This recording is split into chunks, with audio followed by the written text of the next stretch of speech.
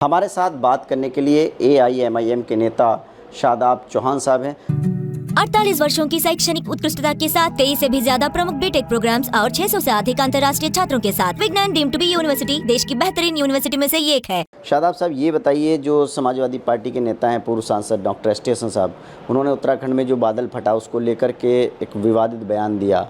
कहा कि उत्तराखंड और हिमाचल में दूसरे धर्म का सम्मान नहीं हो रहा था, उत्तराखंड में धार्मिक स्थल तोड़े जा रहे थे, बुलडोज़र की कार्रवाई हो रही थी, इस वजह से कुदरत हमसे नाराज़ हुई और ये कुदरत ने इंसाफ किया। क्या कहना चाहेंगे?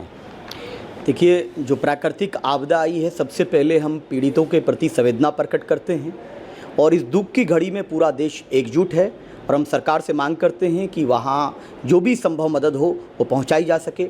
दूसरी चीज़, इस प्रकार के बयान एस टी हसन साहब लगातार देते रहे हैं। ये बीजेपी की आइटम गर्ल बनने का प्रयास लगातार करते रहते हैं।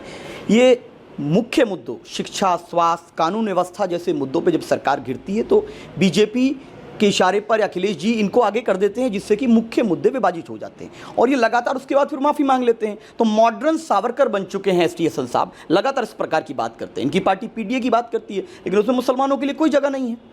वो परिवार डेवलपमेंट एजेंसी चला रहे हैं, उससे ज़्यादा कुछ भी नहीं है। अगर मुसलमान को हम कहते हैं कि डिप्टी चीफ मिनिस्टर क्यों नहीं बनाते सामाजिक न्याय की बात करने वाले, तो उस पर बात नहीं करते ये लोग। ये सिर्फ और सिर्फ मुख्य मुद्दों से विवादित करने के लिए और आम जन को भ्रमित करने के लिए इस प्रकार की बात करते हैं। समाज में वैमनस्य फैलाने के लिए भाजपा के इशारे पर एस टी हसन साहब ये कार्य कर रहे हैं। ये बताइए कि जो अमेरिकी राष्ट्रपति डोनाल्ड ट्रंप हैं, उन्होंने जो है भारत पर 50% जो है टैक्स लगा दिया है, टैरिफ लगा दिया है। तो क्या लगता है आपको, अब जो भारत से एक्सपोर्ट होता था अमेरिका को, जैसे मुरादाबाद से बहुत बड़ी तादाद में जो है हैंडीक्राफ्ट्स एक्सपोर्ट होते हैं, उस कारोबार पर असर पड़ेगा? अरे डेफिनेटली, जब मोदी जी हाउडी मोदी, नमस्ते ट्रंप, अब की बार ट्रंप सरकार, और आचार्य प्रमोद ने कहा कि ये तो सनातन की जीत है, ट्रंप की जीत, रामदेव ने भी कहा कि ये हिंदुत्व की जीत है, ट्रंप की जीत, तो इस तरह का जो जश्न मना रहे थे। और हमारे नेता बैरिस्टर ओवैसी साहब ने कहा था कि ये जो ट्रंप है ना, ये अजीब आदमी है, कुछ भी करता है। उसी का नतीजा है कि आज देश के जो तमाम व्यापारियों को एक ठेस पहुंची। हमारा एक्सपोर्ट, जाहिर सी बात है, इम्पैक्ट होगा। जो 50% टैरिफ लगाया है, हमारी ये फॉरेन पॉलिसी की कहीं ना कहीं नाकामी है। हम एक आज़ाद मुल्क हैं, हम किसी के दबाव में कैसे रह सकते हैं? क्या ब्रिक्स में हमें रहना या नहीं रहना, ये कौन डिसाइड करेगा? ये हमारी फॉरेन पॉलिसी का फेल्योर है। जो कहते थे कि हमारे बहुत करीबी हैं, मोदी जी ने कहा मेरे दोस्त हैं, तो यही दोस्ती का सिला दिया। अच्छा सिला दिया तूने प्यार का, यार नहीं दिल लूट लिया यार का। तो यहाँ तो यार ने कारोबार लूट लिया, कहीं ना कहीं में नुकसान पहुँचाने का कार्य किया है। अमेरिका जो नाराज़ है उसकी वजह है रशिया से भारत का तेल ख़रीदना, इसको वजह बनाया। और अब भारत जो है अपने जो पुराने दोस्त हैं रशिया, उनसे और चीन से भी अब जो है अच्छे रिश्ते होने वाले हैं, ऐसा माना जा रहा है, क्योंकि प्रधानमंत्री चीन जाने वाले हैं। तो आपको क्या लगता है, चीन और भारत की दोस्ती हो पाएगी? नहीं, पहली बात तो ये है कि भारत एक आज़ाद मुल्क है, हम सॉवरेन स्टेट हैं, हम किसी के पाबंद नहीं हैं। हमको जो भारत के हित सर्वोपरि है वो फैसला लेना चाहिए। लेकिन कहीं ना कहीं नाकामी तो है ना, जिसकी आप इतना उसको बढ़ा चढ़ा करके पेश किए। वो 33 बार बोल चुके कि मैंने युद्ध विराम कराया, और उसने हमारे जो DGMO थे उससे पहले उसने ट्वीट कर दिया। तो ये तो एक सवाल, ये एक सवाल है जनता के मन में।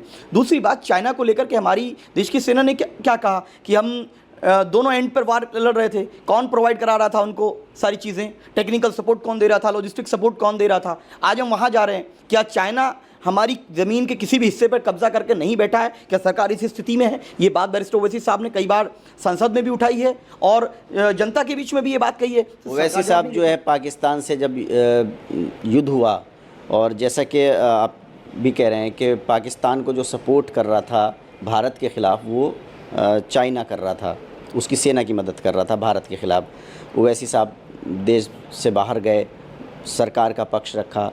तो क्या MIM पार्टी इस पक्ष में है कि जो अमेरिका ने टैरिफ लगाया उसके बदले हम चीन के करीब जाएं? चीन एक भरोसेमंद देश हो सकता है, जबकि पाकिस्तान से उसकी गहरी दोस्ती है।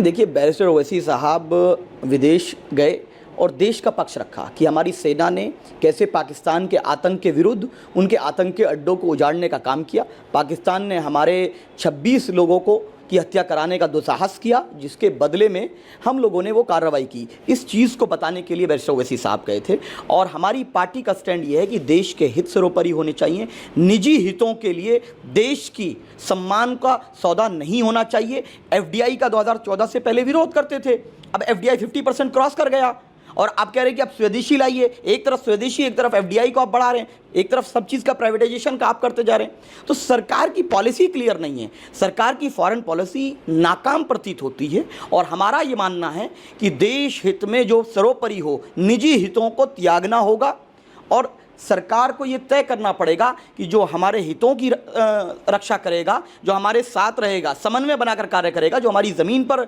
हमला नहीं करेगा, हमारी ज़मीन का दुरुपयोग नहीं करेगा, जो हमारे दुश्मन का साथ नहीं देगा, हम उसके साथ मिलकर के चलें। देखिए, एमआईएम के नेता का साफ तौर पर कहना है कि समाजवादी पार्टी के नेता डॉक्टर एस टी हसन ऐसे बयान देते हैं जिस तरह से भाजपा की आइटम गर्ल के रूप में वो काम करते हैं और उससे फ़ायदा जो है भाजपा के नेताओं को होता है।